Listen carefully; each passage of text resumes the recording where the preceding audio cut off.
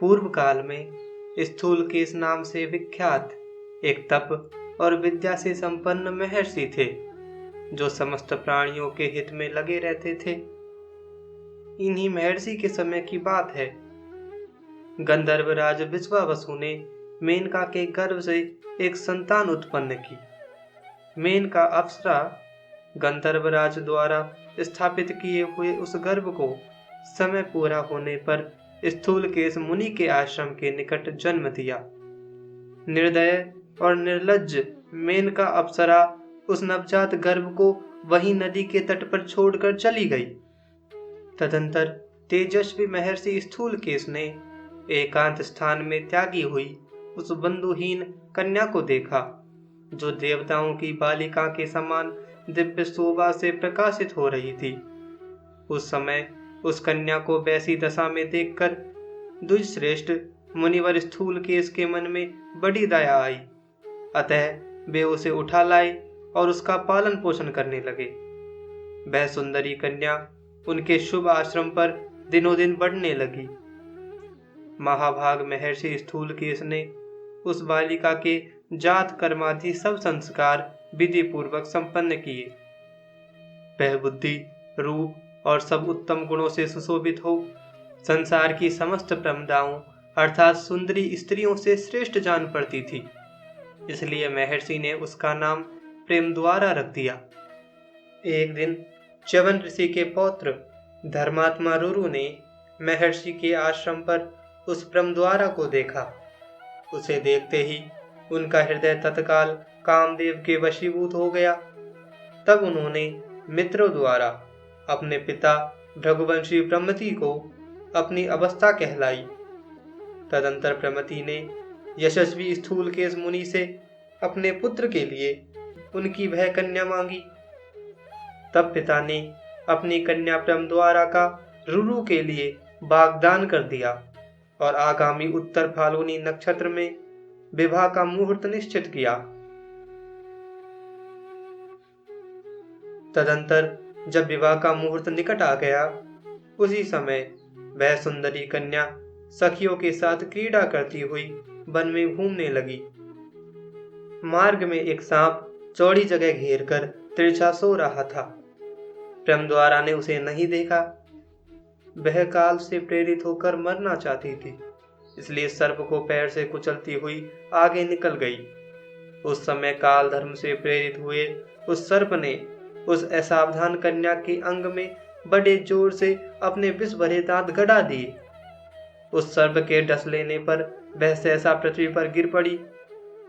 उसके शरीर का रंग उड़ गया, आभूषण इधर उधर बिखर गई और चेतना लुप्त हो गई। उसके बाल खुले हुए थे।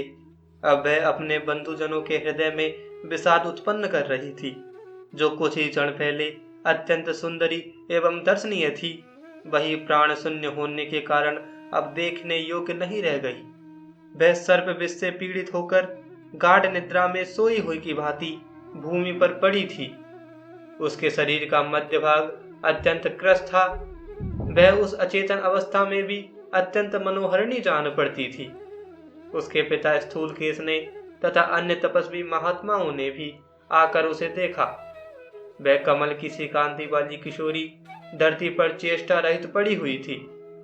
तदंतर स्वस्तात्रेय, महाजानु, कुशिक, शंख मेखल, उद्दालक, कठ, महायशस्वी श्वेत, भरद्वाज, कौणकुत्स, अर्ष्टिसेन, गौतम अपने पुत्र रुरु सहित प्रमति तथा अन्य सभी वनवासी श्रेष्ठ दुर्दया से द्रवित होकर वहां आए।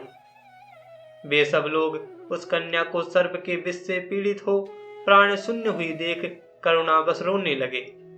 रुरु तो अत्यंत आर्त हो वहां से बाहर चला गया और शेष सभी द्विज उसी समय वहीं बैठे रहे।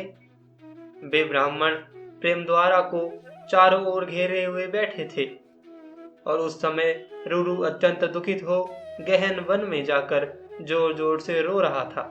शोक से पीड़ित होकर उसने बहुत करुणाजनक विलाप किया और अपनी प्रियतमा ब्रह्मद्वारा का स्मरण करके शोक भग्न हो इस प्रकार बोला, हाय, वह कृशांगी बाला मेरा तथा समस्त बंधु बांधवों का शोक बढ़ाती हुई भूमि पर सो रही है। इससे बढ़कर दुख और क्या हो सकता है। यदि मैंने दान किया हो, तपस्या की हो अथवा गुरुजनों की भली भांति आराधना की हो, तो उसके पुण्य से मेरी प्रिया जीवित हो जाए। यदि मैंने जन्म से लेकर अब तक मन और इंद्रियों पर संयम रखा हो और ब्रह्मचर्य आदि व्रतों का दृढ़ता पूर्वक पालन किया हो, तो मेरी यह प्रिया अभी जी उठे। यदि पापी असुरों का नाश करने वाली इंद्रियों के स्वामी जगदीश्वर एवं सर्वव्यापी भगवान श्री कृष्ण ने मेरी अविचल भक्ति हो, तो यह कल्याणी परम द्वारा जी उठे। इस प्रकार जब रुरु पत्नी के लिए दुखित हो अत्यंत विलाप कर रहा था, उस समय एक देवदूत उसके पास आया और वन में रुरु से बोला। देवदूत ने कहा, धर्मात्मा रुरु, तुम दुख से व्याकुल हो। अपनी वाणी द्वारा जो कुछ कहते हो वह सब व्यर्थ है, क्योंकि जिस मनुष्य की आयु समाप्त हो गई है उसे फिर आयु नहीं मिल सकती। वह बेचारी परम द्वारा गंधर्व और अप्सरा की पुत्री थी। इसे जितनी आयु मिली थी वह पूरी हो चुकी है। अतः तात, तुम किसी तरह भी मन को शोक में न डालो। इस विषय में महात्मा देवताओं ने एक उपाय निश्चित किया है। यदि तुम उसे करना चाहो तो इस लोक में परम द्वारा को पा सकोगे। रुरु बोला, आकाशाचारी देवदूत, देवताओं ने कौन सा उपाय निश्चित किया है, उसे ठीक ठीक बताओ। उसे सुनकर मैं अवश्य वैसा ही करूंगा। तुम मुझे इस दुख से बचाओ। देवदूत ने कहा। भृगुनंदन रुरु देवदूत ने कहा, भृगुनंदन रुरु, तुम उस कन्या के लिए अपनी आधी आयु दे दो। ऐसा करने से तुम्हारी भार्या परम द्वारा जी उठेगी। रुरु बोला, देवश्रेष्ठ, मैं उस कन्या को अपनी आधी आयु देता हूँ। मेरी प्रिया अपने श्रृंगार, सुंदर रूप और आभूषणों के साथ जीवित हो उठे। तब गंधर्वराज विश्वावसु और देवदूत दोनों सत्पुरुषों ने धर्मराज के पास जाकर कहा, धर्मराज, रुरु की भार्या कल्याणी परम द्वारा मर चुकी है। यदि आप मान ले तो वह रुरु की आधी आयु से जीवित हो जाए। धर्मराज बोले, देवदूत, यदि तुम रुरु की भार्या परम द्वारा को जिलाना चाहते हो तो वह रुरु की आधी आयु से संयुक्त होकर जीवित हो उठे। धर्मराज के ऐसा कहते ही वह सुंदरी मुनि कन्या रुरु की आधी आयु से संयुक्त हो सोई हूं की भांति जाग उठी। उत्तम तेजस्वी रुरु के भाग्य में ऐसी बात देखी गई थी। उनकी आयु बहुत बड़ी चढ़ी थी। जब उन्होंने भार्या के लिए अपनी आधी आयु दे दी, तब दोनों के पिताओं ने निश्चित दिन में प्रसन्नता पूर्वक उनका विवाह कर दिया। वे दोनों दंपति एक दूसरे के हितैषी होकर आनंद पूर्वक रहने लगे।